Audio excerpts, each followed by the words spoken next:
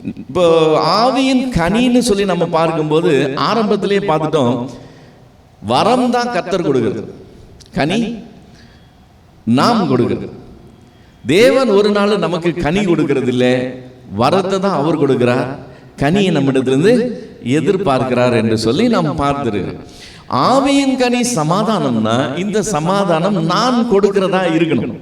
ஆக்சுவலா இங்க வேதம் சொல்லுது, இந்த சமாதானம் யார் கொடுக்கிறாரா?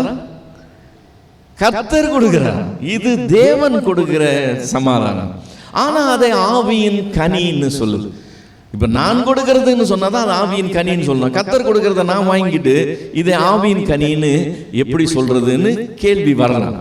இது கர்த்தர் கொடுக்கிறது தான், ஆனா அதை எல்லாரும் வாங்கிக்க முடியாது. அதுதான் அதுல வித்தியாசம்.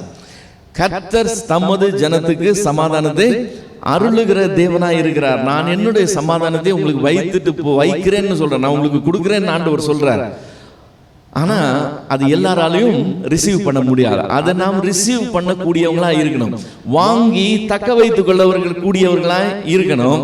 அப்படி இருந்தோம்னா அது நம்முடைய கனியாக மாறி போகுது.